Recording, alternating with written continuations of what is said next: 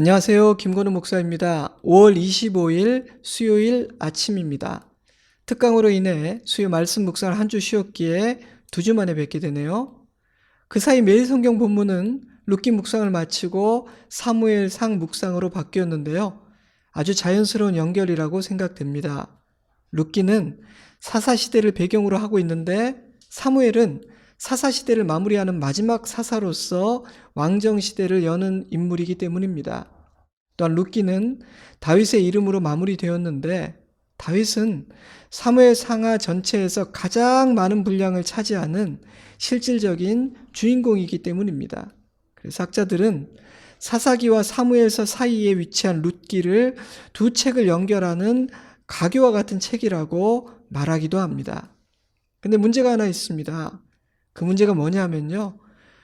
룻기 묵상 이후 오늘까지의 본문이 사무엘상 1장부터 12장 12장이나 되는 방대한 분량이라는 사실입니다.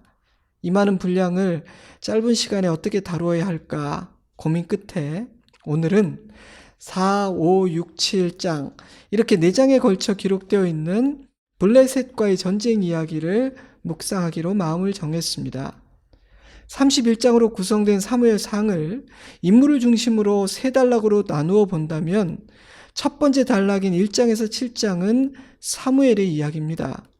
이스라엘의 마지막 사사이자 첫 번째 선지자로 이해되는 인물 사무엘은요, 사사시대에서 왕정시대로 넘어가는 그 과도기의 영적 지도자이며 통일 왕국의 첫 번째 두 왕, 사울과 다윗에게 기름 부어 왕으로 세운 중요한 인물입니다.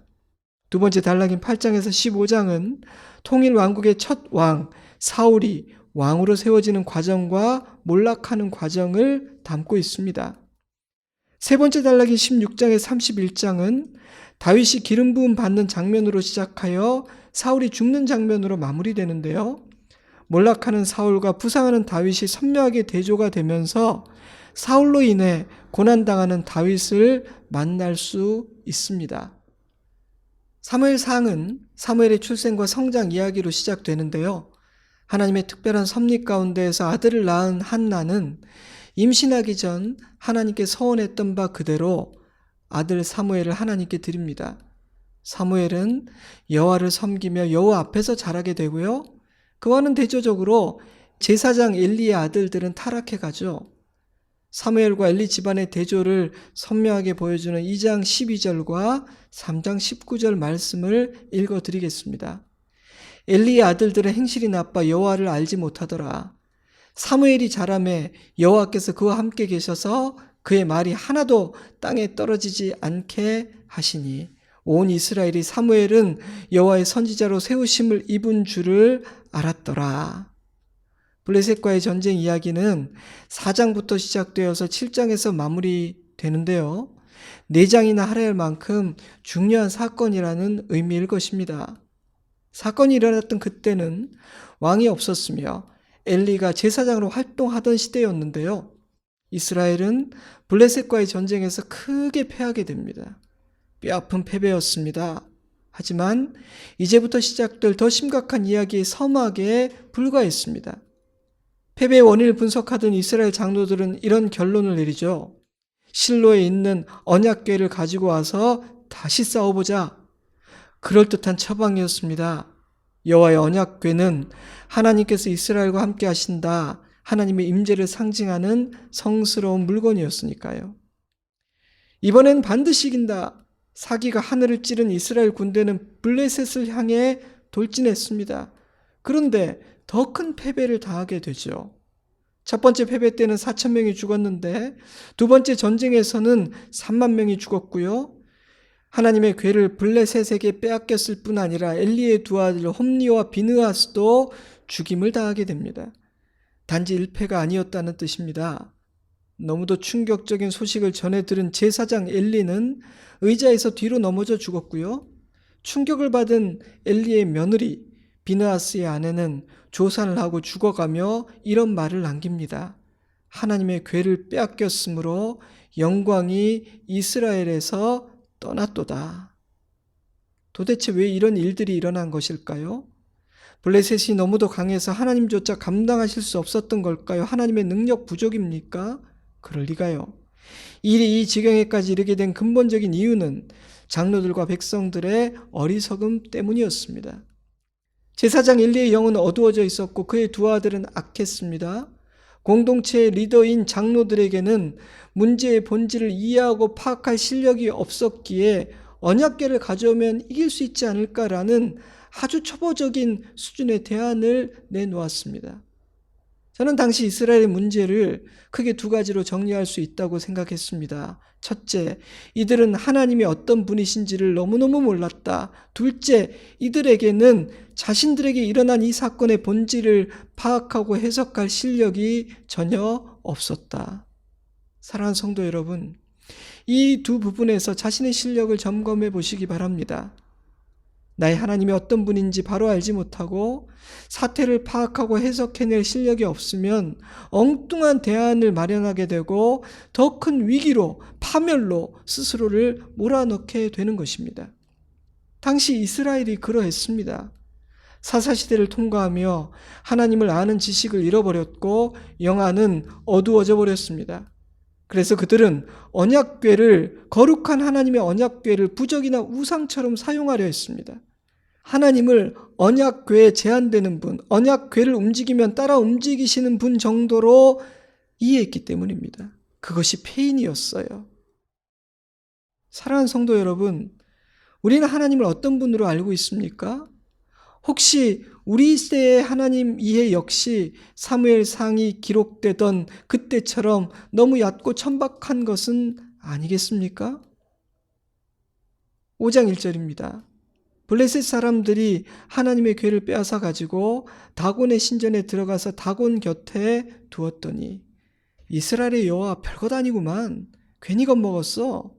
블레셋은 자랑스러운 전리품인 언약궤를 다곤 신전, 우상을 섬기는 그곳에 둠으로 하나님을 조롱했습니다. 근데 일은 블레셋과 이스라엘이 생각했던 것과는 전혀 다른 방향으로 흘러가기 시작했습니다. 그 이튿날 아침에 그들이 일찍이 일어나 본즉 다곤이 여호와의 궤 앞에서 또다시 엎드려져 얼굴이 땅에 닿았고 그 머리와 두 손목은 끊어져 문지방에 있고 다곤의 몸뚱이만 남았더라. 여호와의 손이 독한 종기의 재앙으로 아스돗과 그 지역을 쳐서 망하게 하니 너무나 잠잠하셔서 무기력해 보이기까지 하던 하나님의 손이 블레셋을 치기 시작했습니다. 두려움에 빠진 아스돗의 요청에 의해 언약궤는 가드로 옮겨지지만 가드 역시 큰 어려움을 당하게 되었고요. 그래서 다시 에그론으로 옮겨지게 되었지만 에그론 역시 무사할 수가 없었습니다. 에그론 사람들은 눈물로 호소했어요. 우리는 하나님이 너무너무 두렵습니다. 그러니 이 언약궤를 원래 있던 곳으로 제발 돌려보내 주십시오. 이들은 하나님을 감당할 수 없었던 것입니다. 감당할 수도 없는 분을 함부로 조롱했던 것이죠. 사랑하는 성도 여러분, 하나님은 두려운 분이세요. 하나님께서 뜻을 정하시고 자리에서 일어나시면 그 누구도 하나님을 감당할 수는 없습니다. 하나님은 무기력한 왕이 아니십니다. 뜻이 계셔서 잠시 침묵하시고 잠시 내버려 두시는 것뿐입니다. 로마서는 마음대로 하도록 내버려 두시는 것 그 자체가 심판이라고 말하기도 했습니다. 이리저리 옮겨가며 7개월을 버텨보았지만 더 이상은 하나님의 언약궤를 감당할 수 없었던 블레셋은 이스라엘로 돌려보내기로 결정하게 됩니다. 두 손을 든 것이죠. 그래서 마침내 언약궤가 다시 돌아오게 됩니다. 근데 그 과정에서 벳세메스 사람들이 언약궤를 들여다보다가 죽임을 당하는 큰 사고가 일어나게 됩니다. 그 사건은요, 언약궤를 이용하여 전쟁에서 이기려고 했던 그때처럼 이스라엘은 여전히 준비되지 않았고 미성숙한 상대임을 보여줍니다. 그러니 언약궤는 이스라엘이 자격을 갖췄기 때문에 돌아오고 있는 것이 아니었습니다. 이제는 좀 나아졌고 이제는 성숙해졌기 때문에 언약궤가 돌아오고 있는 것이 아니었다는 뜻이에요. 그 일은 자기 백성들을 돌보시고 자기 이름을 아끼고 귀하게 여기시는 하나님의 열심과 신실하심으로 말미암아 가능한 일이었습니다. 그러니 이스라엘은 까불거나 기고만장해서는 안 되는 상황이었습니다. 왜냐고요? 그들이 잘해서 언약궤가 돌아오고 있는 것이 아니었으니까요. 우여곡절 끝에 이 언약궤가 기럇 여아림에 도착하게 됩니다. 사무엘상 7장 2절입니다. 궤가 기럇 여아림에 들어간 날부터 20년 동안 오래 있은지라 이스라엘 온 백성이 여호와를 사모하니라. 백성들의 어리석음으로 인해 땅에 떨어졌던 하나님의 명예가 온전히 회복되었습니다. 잃어버린 하나님의 영광이 다시 이스라엘 가운데 임하였습니다. 얼마나 감격적이었겠어요. 이스라엘 온 족속이 여호와를 사모하니라. 잃어보았기 때문에 더 사랑하게 된 것이 아니겠습니까? 잃어보았기 때문에 이제 우리에게 하나님이 계시면 된다. 꼭 잡은 이 손을 절대 놓지 않을 것이다. 이들은 이렇게 생각하며 주님을 더 사모하게 된 것이 아닐까요? 여러분, 인간은요, 잃어보아야만 귀한 줄 깨닫는 어리석은 존재입니다. 그래도 깨달으면 다행이죠. NIV 성경은 이 구절을 이렇게 번역했어요. Then all the people of Israel turned back to the Lord, turned back to the Lord. 바로 이것이 하나님께서 원하셨던 것입니다. 때문에 그들은 언약궤를 가져옴으로 전쟁을 이기려 했던 것이 아니라 하나님께로 돌아가야 했던 것입니다. 사실은 하나님이 이스라엘을 떠나신 것이 아니라 이스라엘이 하나님을 떠나 있었기 때문입니다. 그러니 언약궤를 가져온다고 해서 전쟁에서 이길 수 있었겠어요? 사모하다, 히브리어로 나하라는 단어는 슬퍼하다, 애도하다라는 의미도 담고 있습니다. 돌아온 언약궤를 보며 자신들의 죄로 인해 하나님의 이름이 욕되게 된 것을 회개하고 아파했다는 의미일 겁니다. 다시는 하나님의 영광을 잃어버리지 않으리라 굳은 다짐이기도 했을 거예요. 그들은 이제 언약궤가 아니라 하나님을 사모하게 된 것입니다. 언약궤가 아닌 하나님을 의지하게 된 것입니다. 사랑하는 성도 여러분, 하나님께서 원하시는 것은 하나님을 사모하는 마음입니다. 애통하는 마음, 가난한 심령입니다. 언약궤를 앞세우는 것도, 인간의 지혜로 새로운 법과 제도를 정비하는 것도, 눈에 보이는 어떤 것을 만들고 세우는 것도, 어떤 행사와 이벤트를 하는 것도 해결책이 아닙니다. 하나님은 이스라엘이 하나님께로 돌아와 하나님을 사랑하는 백성 되기를 원하셨습니다. 다행히도 이 이야기의 결론은 이스라엘 온 족속이 여호와를 사모하니라입니다. 이제 중요한 것은요, 이 마음을 다시 잃어버리지 않고 끝까지 잘 지키는 것이었습니다. 사랑하는 성도 여러분, 저와 여러분도 이전보다 더 여호와를 사모하게 되기를 주님의 이름으로 축복합니다. 바로 그것이 이 시대의 교회와 그리스도인들에게 우리 아버지께서 기대하시는 일이 아닐까요? 그것 말고 무엇을 원하신다고 생각하십니까? 우리가 무엇인가를 열심히 하면 하나님께서 기뻐하실 것이다. 이런 것으로 아니면 이런 것으로 우리는 하나님을 기쁘시게 할 수 있을 것이다. 그 모두는 착각입니다. 하나님께서 원하시는 것은 우리가 하나님께로 돌아가 하나님을 사모하고 하나님을 의지하는 백성 되는 것입니다. 그 기본도 되어 있지 않으면서 하나님을 위해서 무엇인가를 하려고 하거나 겉으로 보이는 어떤 것으로 하나님을 만족시키려 해서는 안 됩니다. 우리가 주님을 사모하는 백성이 되면, 우리가 주님께로 돌아가면 그 다음의 걸음은 하나님께서 알려주시고 인도해 주십니다. 아멘. 그런데 놓치지 말아야 하는 중요한 사실이 있습니다. 언약궤는 스스로 돌아왔다는 사실입니다. 이스라엘이 한 일이 없었습니다. 이스라엘은 그저 울고 있었을 뿐이에요. 그들은 낙심해서 주저앉아 있었습니다. 그런데 하나님 스스로 자기 백성들에게 돌아오신 거예요. 누구의 도움도 필요하지 않았습니다. 세상의 눈에는 언약궤를 빼앗기고 하나님의 명예가 땅에 떨어지고 하나님과 그의 교회가 패배한 것처럼 보일 수 있습니다. 자식들이 너무 못나서 블레셋의 신이 하나님을 이기고 하나님의 뜻과 계획은 수포로 돌아간 것처럼 보일 수 있습니다. 그러나 블레셋은 하나님을 감당할 수 없습니다. 단 한순간도 블레셋이 하나님을 이긴 적이 없습니다. 누가 감히 하나님의 영광을 빼앗고 이리저리 마음대로 돌릴 수 있겠습니까? 하나님은 자기 백성들과 이방 나라들에게 하나님의 하나님 되심을, 그 영광을 보여주시려고 언약궤를 잠시 블레셋 땅에 내어주신 것뿐입니다. 하나님의 허락 없이는 불가능한 일이었습니다. 하나님의 허락 없이는 그 누구도 하나님의 일을 방해하거나 손댈 수 없다는 말입니다. 그러므로 잠시 언약궤를 빼앗기고 마치 하나님이 패배한 것처럼 보인다 하여 하나님을 떠나는 것은 얼마나 어리석은 일입니까? 우리는 언제나 하나님 편에 서 있어야 합니다. 그것이 지혜입니다. 그래서 잠언은 이렇게 말했어요. 잠언 9장 10절 여호와를 경외하는 것이 지혜의 근본이요 거룩하신 자를 아는 것이 명철이니라. 아멘. 이스라엘은 전쟁에서 2번이나 패하고 언약궤를 잃은 채로 7개월을 보내는 쓰디쓴 아픔을 경험해야 했습니다. 하지만 그 아픔을 통해 귀한 교훈을 얻을 수만 있다면 그 아픔과 눈물은 보물처럼 귀한 것이 아니겠습니까? 얼마든지 지불할 가치 있는 대가가 아니겠어요? 이 사건에서 우리가 주목해야 할 중요한 사실이 하나 더 있습니다. 그때 이스라엘에 하나님께서 세우신 사무엘이라는 영적 지도자가 있었다는 사실입니다. 이 모든 아픔의 뿌리에는요, 대제사장 엘리의 어두움과 두 아들의 타락, 장로들의 영적 무지와 어리석음이 있지 않았습니까? 그런데 회복과 새 출발에는 하나님께서 예비하시고 세우신 영적 지도자 사무엘이 있습니다. 사랑하는 여러분, 영적 지도자들을 위해서 기도해야 합니다. 말세에 참 중요한 기도 제목이라고 생각해요.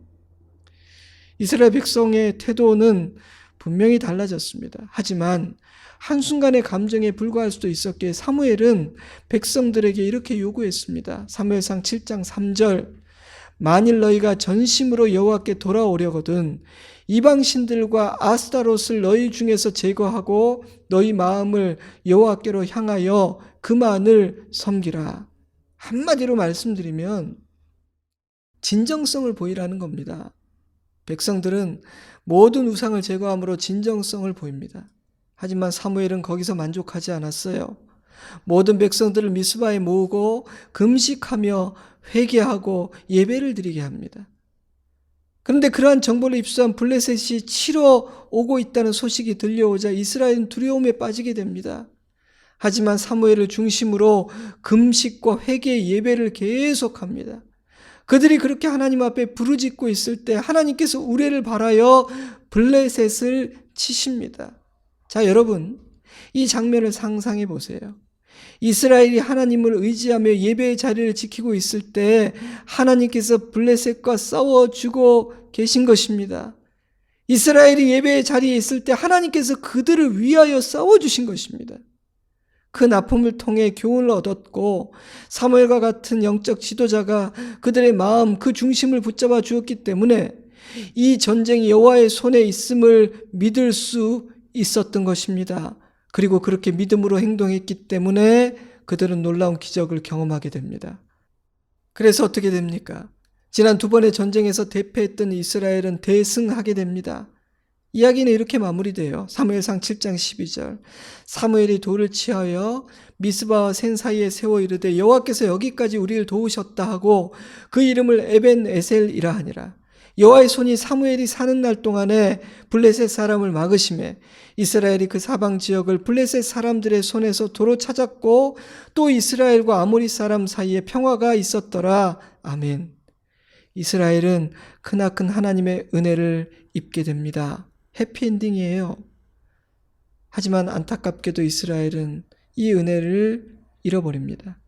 8장으로 넘어가면 진정한 왕이신 하나님을 버리고 인간 왕을 구하거든요. 여러분, 인간은 그 정도로 어리석은 존재입니다. 기억력이 떨어지고요. 깨달은 교훈을 오래 품지를 못해요. 좋으신 하나님은 이 사건을 읽는 우리가 그들이 했던 실패를 통해 교훈 얻기를 바라십니다. 같은 실패와 아픔을 반복하지 않기를 바라는 아버지의 자비가 이 말씀을 담아 놓은 4장, 5장, 6장, 7장에 담겨 있다고 저는 생각했습니다. 말씀을 맺을까요? 이스라엘이 큰 아픔을 겪어야 했던 이유는 무엇입니까? 하나님이 어떤 분이신지를 몰랐기 때문입니다. 자신들에게 일어난 일의 본질을 파악하고 해석할 실력이 조금도 없었기 때문입니다. 하지만 하나님은 블레셋 따위가 감히 감당할 수 있는 그런 분이 아니셨습니다. 때문에 하나님을 조롱하던 블레셋의 교만은 곧 두려움으로 바뀌게 됩니다. 언약궤는 스스로 돌아왔습니다. 이스라엘이 자격을 갖추었기 때문에 돌아오고 있는 것이 아니었습니다. 그 일은 자기 백성들을 돌보시고 자기 이름을 귀히 여기시는 하나님의 열심과 신실함으로 일어나고 있었습니다. 때문에 이스라엘은 겸손해야 했습니다. 하나님을 의지해야 했습니다. 돌아온 언약궤 앞에서 백성들은 회개했습니다. 그들은 여호와를 사모하는 백성이 됩니다. 그들은 이제 언약궤가 아닌 하나님을 사모하게 된 것입니다. 하나님께서 자기 백성들에게 원하시는 것은 언제나 그것입니다. 하나님께로 돌아오는 것, 여호와 하나님을 사랑하는 것. 그 과정의 중심에 하나님께 세우신 사무엘이 있었습니다. 사무엘을 통해서 그들이 깨달은 은혜는 잘 마무리되고 교훈으로 남게 되죠. 혼돈과 고통의 시대, 특별히 말세에는 사무엘과 같은 영적 지도자가 참으로 중요합니다. 사랑하는 성도 여러분, 모든 지도자들을 위해 기도해 주시기 바랍니다. 특별히 영적 지도자들을 위해 더 기도해 주시기 바랍니다. 그리하여 사단의 불화살로부터 보호해 주시기 바랍니다. 이스라엘 온 족속이 여호와를 사모하니라. 여호와께서 여기까지 우리를 도우셨다고 그 이름을 에벤에셀이라 하니라. 오늘 정말 중요한 말씀을 묵상했는데요. 여러분 어떤 말씀이 마음에 남습니까? 무엇을 깨달았습니까? 어떤 교훈을 얻었습니까? 이 시간 잠시 묵상하며 기도하시기 바랍니다. 저는 주일에 뵙겠습니다. 사랑합니다. 축복합니다. 샬롬.